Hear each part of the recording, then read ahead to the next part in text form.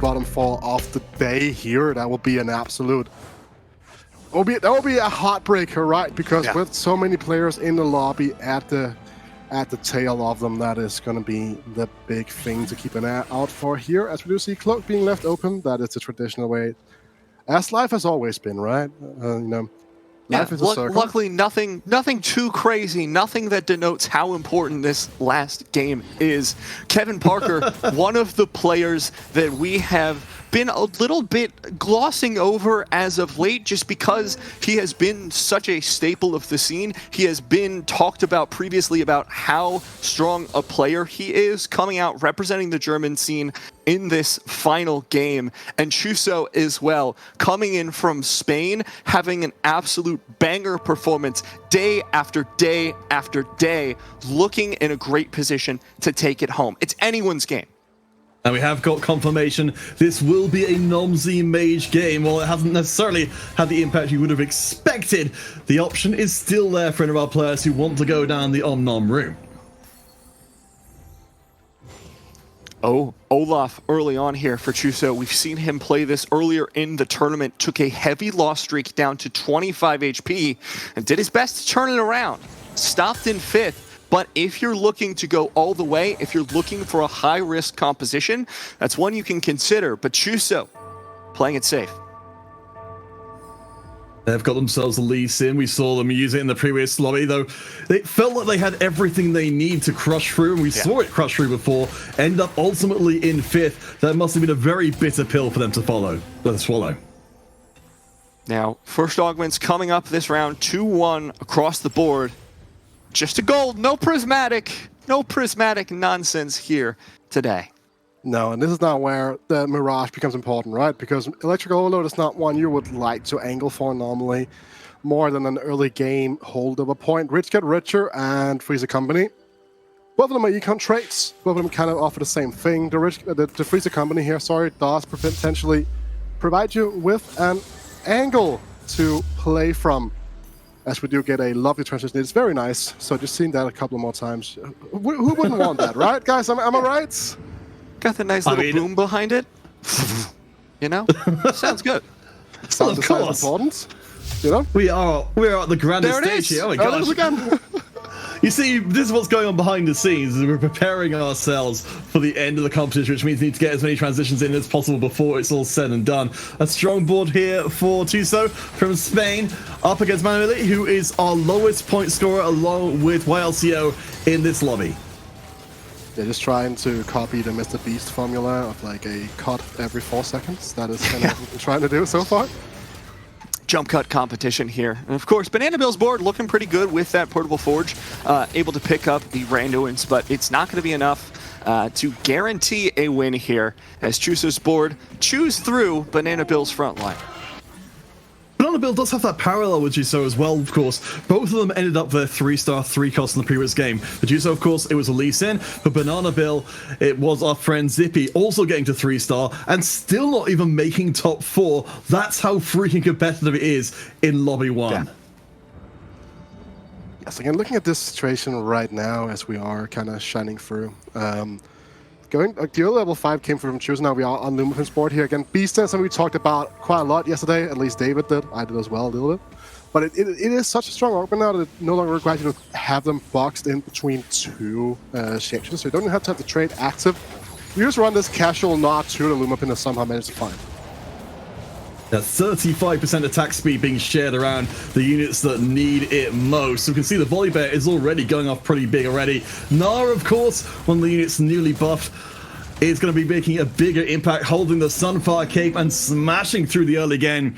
Lumapin is, along with Fabulotus, on 31 points, 2 points behind Mujiwara. Those two, Lumapin and Fabulotus, are best in position to leapfrog our current leader. Nomsy shop is going to get skipped from Lumapin here. I don't necessarily see any way you can really synergize Shapeshifter with Nomsy, so just going to let that one slide here just for a second in time. On the screen right now, anything that really stands out to you guys? Like, again, augments here by BlitzGG. So look, we've got the Dragonmancer. Yeah. We've got a Dragonmancer possibility, potentially Nunu. Just to scare everyone in chat. Just to... Nope. Nope. All right, we'll try not. Just giving everyone a heart attack in chat real quick. But Fabuloto's going for trade sector, I think, is really fascinating here. We haven't seen a lot of emphasis on reroll throughout the weekend as a whole. Going for it in this very last game as well. Going for gold, really. And we actually might have a surprise coming up here in just a second when we go out of the carousel. Uh-oh. I don't even begin to think. Let's see. All right. What kind of surprise we're hoping for?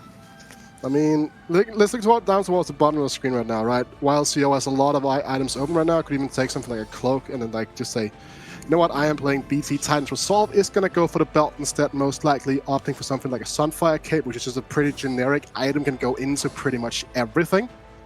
At this moment in time, Banana Bill picking up another cloak. Somehow. That is a decision that he has chosen to take, and you know what? He wants to be comfy, it's fine. Yeah. Something which jumps out at me from some of, because we got the list of units which are available, is, oh my gosh! Matt! Yes! He lives! Our Lord and Savior, Dragon Monster Nunu! They said he was dead! They said he was gone! They said he couldn't hurt us! But they were wrong! They were always wrong! He's come back with a vengeance! I mean, I hate to break this and like ruin the fun, but that is kind of my job. Look who is the carry right now. It's the Kamatsu in the backline. So while it is all fun right now, that's the key word here, Guido. Right now, come on, let me have this. Yes, this is definitely a Dragonmon's Aoshin angle, but still. I love to have a little visit from, you know, it's like when a neighbor you really didn't like comes back just to say hello once every now and again. Yes, a very relatably enjoyable experience. Maybe that's just England. There's a lot of things that have been just England today. I quite like my neighbors. I don't know about you, Matt. That seems like a pretty generic. Most of them are pretty okay. Keywords most. Just like Canada, in England, you can never be mean to people. You can only hate them behind their backs. But we can hate Dragon Monster Nunu to their faces, so it's fine. Perfect. Meanwhile, Chuso has chosen to go for the level 6, and this is kind of what happens when you have Freeze Company and you are able to get these Ashes online as well. Freeze as a company really does help accelerate you quite a lot, economically speaking, because again, most of the time you'll find yourself a unit that is usable for your early game, and in this situation, the Varus. And you can sell the remaining 2 free stars, free cost stars, should I say rather, and just pump that economy over 10, and you can like start just aggressively leveling if you have the Astrals rolling here, which has been the case. And again, it's worth noting, he has not slammed a single component until this last push gets slammed right here, right now. Good old-fashioned Castle Curse. Up against Lumarpin, who is almost undefeated. This is a big win streak breaker here. If Juso can't win this round, it's going to cost him a whole heap of money. In comes Zanar. Varus goes down. It's all on our friend. The Rat friend, face 1. The shot comes through. It's 1v1. I think Juso holds on, but barely. That's going to be huge. Coming into this next round, the only person full win streaking and on the opposite side of the board, while CO, of course, going for the loss streak and with a dangerous amount of HP. But these two are going to very likely be our econ leaders coming out of this stage. And you can see, while CO, 48 gold. Chuso has to spend money in order to maintain this streak, but still at 30 and a 5 win streak, so plenty of economy to go around. Of course, if you weren't here to see YLCO playing before, they did bring out the most ludicrous combination from before, putting together the Metabolic Accelerator and Last Stand to make probably the riskiest way to play TFT available. Didn't ultimately work out for them. For YLCO, if they finish in first here, I think the best they can hope for is that Mujiwara goes last and then they will tie with them. But either way around it, a very good showing from a United Kingdom player who's clawed their way back up from the lower table after being knocked off table 1 before. Yeah, if Mujiwara goes 8th here, that's going to be like where the really funky scenarios starts to happen. But looking at this position right now, he's like 1 Seraphine away from being in a pretty solid position. And this is an angle we have seen him pursue earlier on in the weekend as well. Yes, this competition has taken a hit.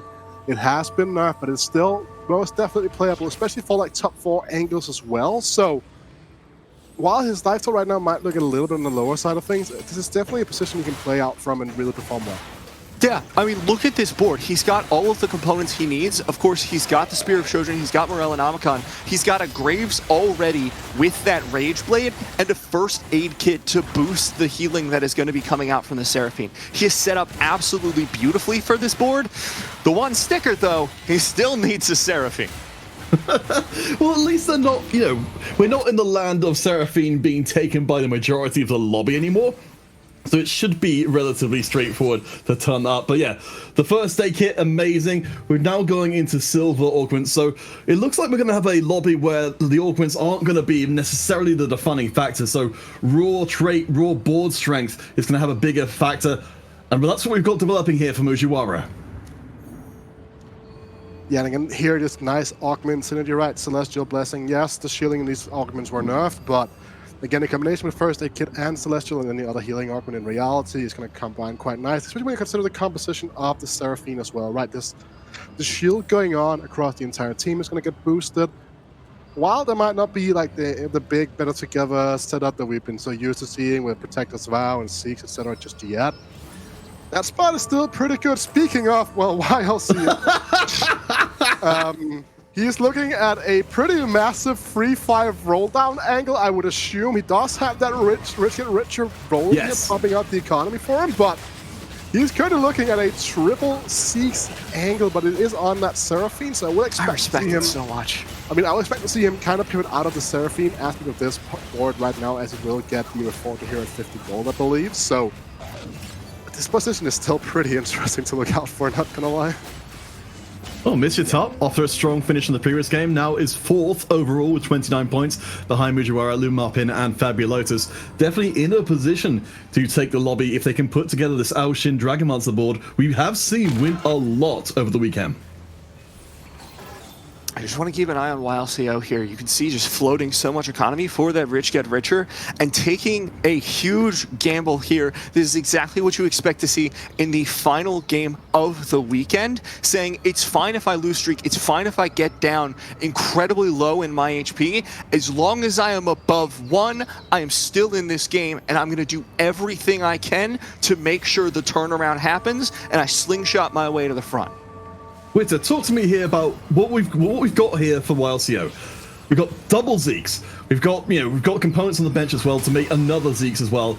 Is there an obvious way to go here for YLCO, or is it still totally up in the air?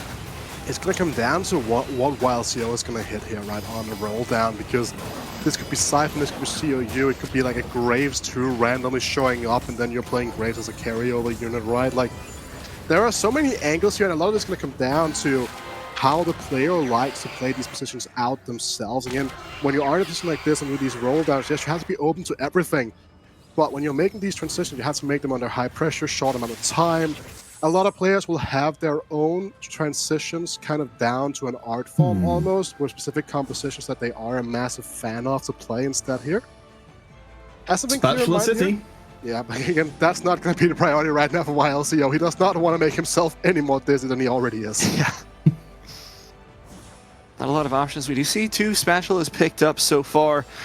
Potentially all 3 of them will be gone by the end of this. Remember, this is a Mage Nomsy game, so there is the potential for that pivot from some of these players. We already know Monsieur Tart is going for an AP-focused composition. We saw that from him earlier, so it's an angle to watch out for as Chuso levels up to 7.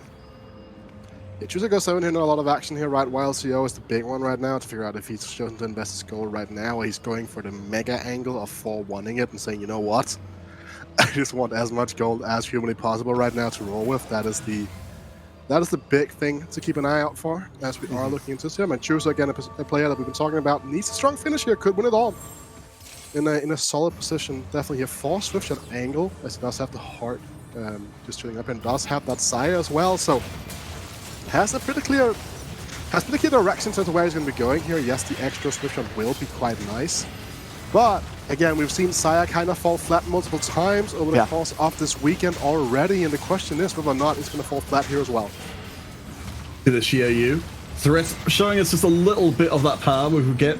Will fall down though, and this is not even the full power of the Zaya. So we've got Jizo starting to build themselves up a win streak, which is no mean feat from the top of the table. Well, CO seems to have turned their luck around at the bottom of the board, has picked up a win, so will not be full streaking into the next PvE round. Instead has spent quite a bit of their money and found a Jade board. He's going to be happy with this. The Shio-Yu pair in the bank, potentially just going to keep rolling now that there is also the Pantheon pair available. Needs to keep rolling here. This board is not going to be strong enough to hold him through for a longer period of time than right now. And that is going to be the big thing as well. You see now, you're putting in the Graves here, it's just like a secondary unit that it doesn't, because it doesn't need the, like any other J units right now. It doesn't have the Siphon, etc. So might as well just keep this rolling for now. Oh, the Shio-Yu took a bit of a trip there, but the big question here, is it going to be enough? The lockdown has been kind of intense here, and well, yeah, Shio-Yu just had so little uptime in this fight, and the bot from Chooser we're talking about that is incredibly strong here is going to be one of the bosses to take down YLCO, and that's going to force them to roll a little bit more. And YLCO, a self-described first or eighth player, is certainly leaning a bit more towards the latter after, yes, having that round be somewhat disappointing. Time is running out for them, as we do have Banana Bill has made the move across to Darkflight. Of course, we did see all of those Spatulas coming in, certainly makes that transition a lot easier. And Fabulotus going a completely different angle, though. It is a bit of a mage lock situation going on here. Has a Namsi on the bench as well. That's probably going to be the clear transitional point. All right. Should be a fairly easy slot in when available here. The issue is that you will have to take out either the Syra 2 with Mage Emblem, or you'll have to take out one of the Astrals to make this happen. Even gets a little bit of an extra economic bonus here with that Dragon Drop coming through. A lot of gold here. Should make finding this Namsi 2 a piece of cake, a walk in the park. But the issue is, look at the itemization right now. Yeah. No items for this Namsi at all is going to be an issue here. It's a pretty dire situation. Fabulosus is relatively low on the table as well. Of course, not YLCO low, but certainly the lowest available. Mujiwara, of course, again, a lot of attention towards them. There's the 2-star Namsi you say he was looking for. 6 mage right now, not up to the full 7, but still a solid board. But again, as you said, the backline items are just not there.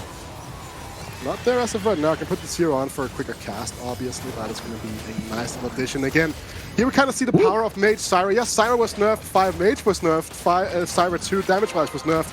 But when you have a composition like the one from Chu, so fully backlined and everything, you are going to like get massively punished by those Mage Syras because there's no uptime on your carries. They get massively chunked because they are incredibly squishy.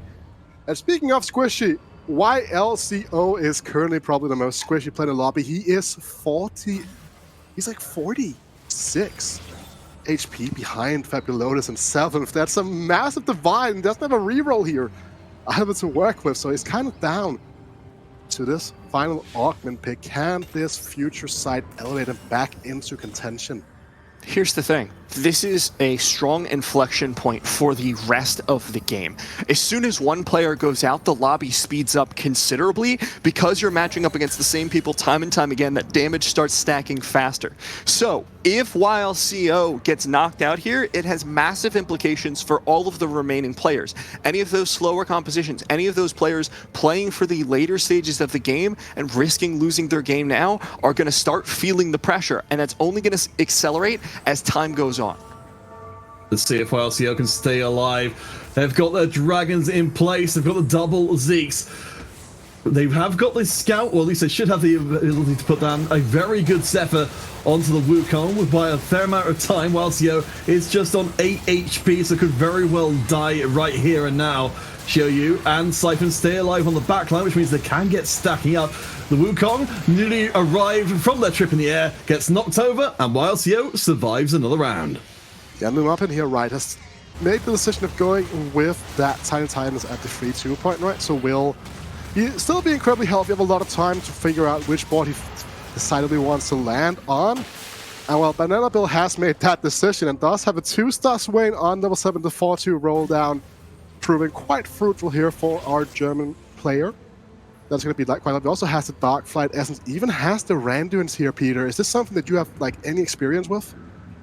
This is really fascinating because it's really easy to miss that with the Dark Flights, the items like the Zeeks and the Randuins, they do activate before their unit gets killed. So I've not seen someone doing this Randuins before, but it makes a lot of sense. We've got, while we don't necessarily have the most upfront damage here, I think long term, that Swain is going to be an absolute menace to deal with. It does, however, present an issue where you can't really guarantee that the Rengar will dive bomb the enemy backline carry every time, right? Because it will be jumping down the middle rather than all the way over in a corner. So that's something they need to consider. But again, the ability itself of Rengar should at least be useful here. Simulpin's Wukong is fighting for its life right now, just trying to save as much HP as possible here for Lumapin, who is obviously waiting for an angle to transition into something different here. And again, Wukong 2 is actually a pretty scary item holder, especially in this type of setup. It's a bit surprising to a certain extent, right? Like a 1-star or 2-star 1-cost can really go this far into a game, but when we've seen it with Karma, we've seen it with Wukong now, right? Like, you'd be surprised at like how far specific carries can take you in some games. Now, getting that good item holder can mean everything. Yeah. This could be the last carousel here for YLCO, who's been struggling at the bottom of the board, has won the last 2 rounds consecutively, so has clearly strengthened up their board quite a bit from when we saw them last, but still going to be in that danger position. So we see Lumarpin pick up a potential carry for them in that Graves. And here we go. The roll down is going to commence. The roll down itself is going to be super important. And the Shiryu has been found now, so we've been talking about this. We're talking about this pivot and this duo of dragons for quite a while. It's a Pantheon 2 is found alongside a Yasuo in the shop as well here. I expect to see him keep on rolling. Great shot. Because he needs to find either Shiryu or Siphon 2, and if he doesn't have either, he could commit.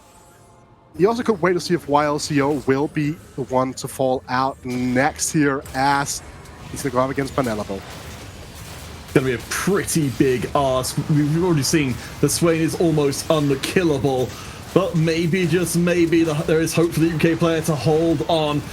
Siphon is, of course, going to keep on stacking up. Rengar remains alive. That Edge of Night we talked about before will keep them from taking too much aggro early on. Swain is going to get knocked up forever. Gets it. No, ult off, not quite in time. Shiryu will always win that 1v1.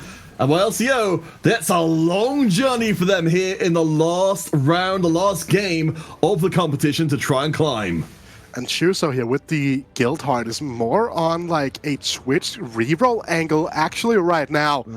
Oh, this is exciting. I love myself in Twitch reroll. It's more so an angle you tend to pursue as a traditional two-cost reroll, but you roll on level 6, you roll that, and then you start punishing the lobby. But due to the nature of guilds in general, like how easy it is to flex and how strong it can be, you can find some positions like this where, yes, it's going to be quite hard for you to find the Twitch, but if you find the Tier 2 instead, right, on a roll down, you just end up playing that over the Twitch free. It is a very flexible angle to play from. Now we can see the Twitch putting out quite a bit of damage in that backline. So the Rengar jumps on, and that's going to be the danger here for Truso's board, but he himself is in a good position, as is Banana Bill. So we're going to be heading into the Treasure Dragon, and this will be make or break for some of our players, including YLCO, who's bought themselves another round this game. Actually, absolute misery compiler, just seeing that Rengar like just be on like 0 HP, and then the Zippy just jumps away. It's like the most despair mode. Much it's hard to fit. Reverse Zippy. No. YLCO might not go ace this game. Wait, that's okay. That was a loaded dice option. Would you take this actually? I mean, you don't need double Last Whisper, but it's not necessarily a like. It's not terrible. You do have Bring of Dawn. Maybe that's the case. I mean, it kind of depends, right? Because the scope kind of changes whether or not we're looking for Shyvana items here. And if we're playing for Twitch reroll, we might not be doing that. If we're playing for Saya instead, that will guaranteed be the angle. And that's like kind of the balance. Like, you also could be rolling for like a third Twitch item. This is gonna be it. That's my hit as well right here, right now. Could just be the double Romance Hurricane and a Rose Fawn Vest onto that Sibi as the primary frontline unit for this composition.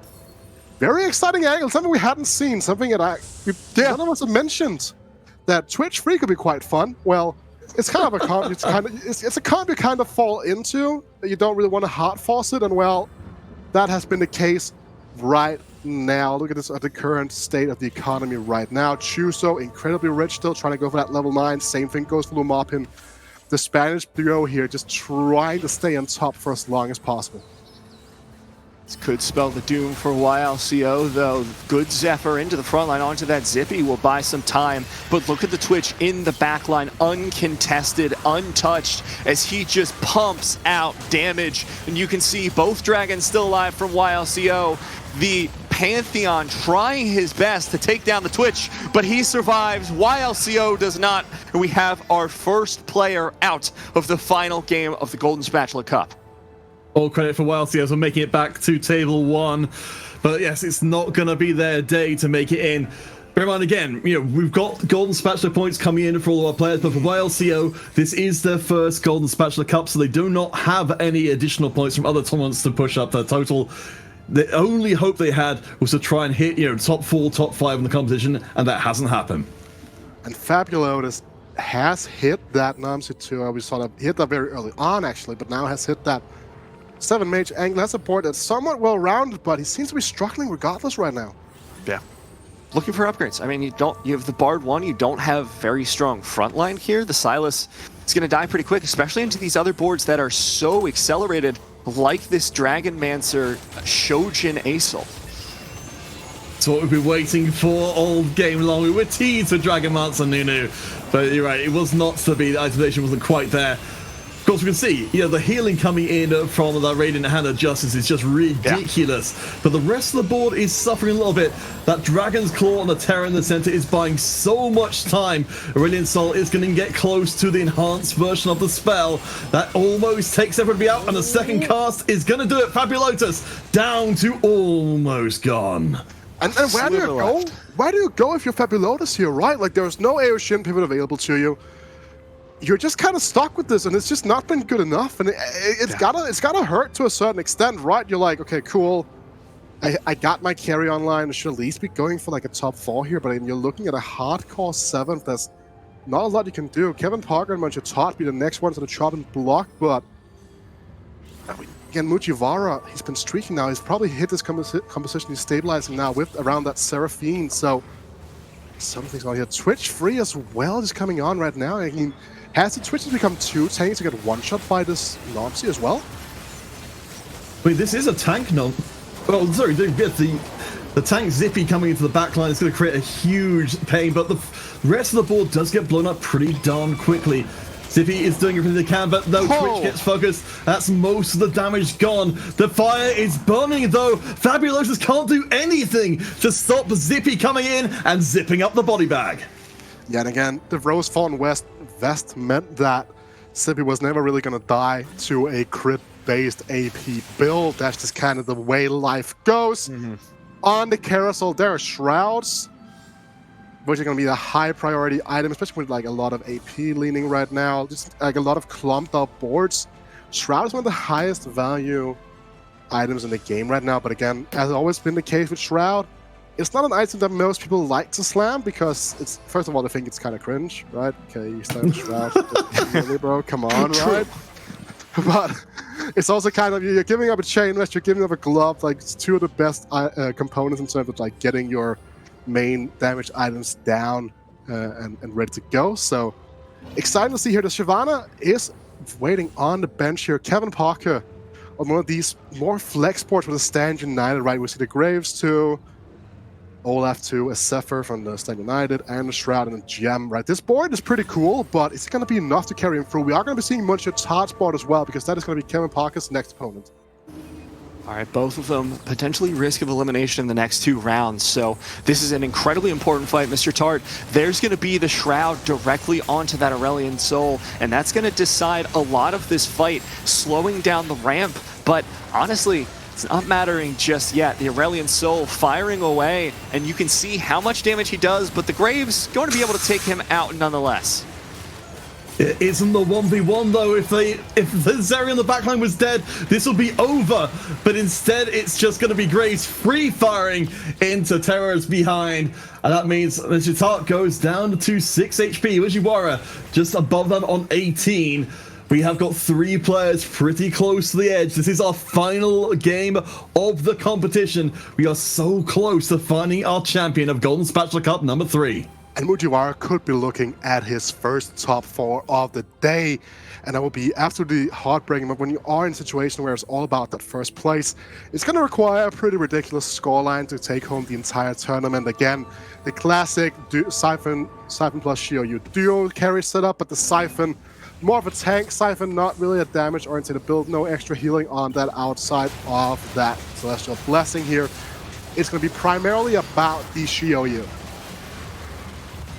The only comp duplicated in our final lobby, as we saw from yesterday as well. Jade Siphon, the reliability when you need to get the job done. Of course, it doesn't mean we end up with a pile of dragons at the end just wailing on each other. Ultimately, though, it's going to be the end for Lumapin's hopes and dreams there. Mujiwara holds on. 33 points, 2 points ahead of anybody else. If they get second, they have guaranteed won the competition. Mujiwara surviving, but that means someone else has fallen. Mr. Tart going down in 6th place, so we are tantalizingly close to our top 4. And again, it's worth noting this Rocket's just going to keep that life total going up and up and up and up from this point on as well. So that is going to be a very nice addition. It's also worth noting that Mujiwara has made a pretty big transition, right? He was looking for that Seraphine angle at some point. We were talking about how we've been looking out for, but now has just gone into the Jade setup instead, with that Jade emblem really allowing him to go for that 5 Jade angles that I've been talking about, especially when you have the Soraka into the mix. It becomes so easy and so clean to fit that onto the board. Let's take stock of where we are right now. We came into this lobby with basically a sort of a top 4 who had the most points, and then everyone else trying to catch up with them. From that top 4, Fabulotus and Mr. Top, 2 of them have fallen, but the most important part is Mujiwara is still alive, the top scorer with Lumapin just behind them by 2 points. We've got Juso, Kevin Parker, Abanana still alive. They've got to get first to contest this final crown. This round won't knock anyone else out, very likely. But everyone has been pushing for that level 9, even Mujiwara down to 0 gold just to put in that Rakan to try and get as much power as possible, because these next few rounds will decide the games and the tournament. So we can see this Twitch board still incredibly, incredibly strong, taking Mujiwara down to just 2 HP. That's a Soraka diff as well, right? Like, again, imagine without a Soraka, he would still not be in with a chance here. Now maybe he can find some improvements, find a way, find a better matchup here. As Kevin Parker has gone on a win streak with his board, it's been kind of put together as you just like drawing stuff up with a hat. You know, it's like a party game. Like, it's like a party game board, right? Because when players have been talking about like how they would like to see like flex boards and flex units, this is the type of board that players have been talking about, right? The flex carrying Graves, no synergies over like the lowest point able to be activated, and just like full stand united value. Like, a nice creative board here for Kevin Parker, really working out. All right, let's see if Mujiwara can get taken out by the Ghost. Then perhaps we can see a whole different world emerging. We have got the Dark Flights, of course, of Bananaville coming in to try and make a mess of things. We're about to cut through the healing. We have got the Radiant Morella Novacon for allow for a lot of burn throughout the field. Swain, of course, will be receiving all those bonus stats, so they will be the last one standing. They will be taking a whole heap of damage to the face, though, and they can't survive the burst. Kevin Parker going down to 3 HP and taking a massive loss here, as the Morella Nomicon was not enough to end Mujiwara's game right here, right now. This could be a godsend for Mujiwara, right? That's 1 extra placement as Kevin Parker goes 9 to find the final upgrades for his board. Maybe making it more traditional, trying to figure out what he exactly needs to put himself into a stronger position. Looking at Chuso's board right now, we saw like how much of a massive addition to Shivana was in that fight against Mujiwara just shortly before the fight on 6-1 here. He did, however, lose, as Lumapin is also find those spikes, and that is going to be the matchup for Mujiwara, a mirror matchup of these compositions. But look out, there is going to be a Yasuo on the board here for Lumapin. This is Mujiwara's championship on the line here. The Jace, the hope of the backline. You can look at that Xiaoyu still trying its best to fire away with those auto attacks. And the Siphon dives into the backline, staying alive. The healing is massive from the Soraka, but Xiaoyu will fall. The Yasuo is there to deal the damage, take down the last surviving member. It's now down to a 1v1, and you know Yasuo wins though. Oh! And Mujiwara will fall. That opens the doors. Oh my gosh, not the 8th that maybe most of the lobby were hoping for, but still a bot 4 is everything. The Banana Miller's gone as well, who was going to stroll to make the big impact. Lumar Pin is, I'm sure, cackling in Spain right now in front of the crowd. They were the one most set up with Fabulosus to take advantage of Mujiwara getting knocked out in the bottom 4. You can see on his face, he's always like sort of smiling, sort of like a little glare in his eyes, right? And again, this is a heartbreak for Mujiwara, right? Because it ended up being Banana built, like going out the wrong German for Mujiwara right here, right now, with Kevin Parker actually surviving on that free HP, and that is going to be the fight that Chuzo has right now. And look at the setup here. Shyvana 2 being found with an Ionic Spark, with a JG, and the Hand of Justice. It's going to be a massive damage pool coming through right here, right now. Kevin Parker.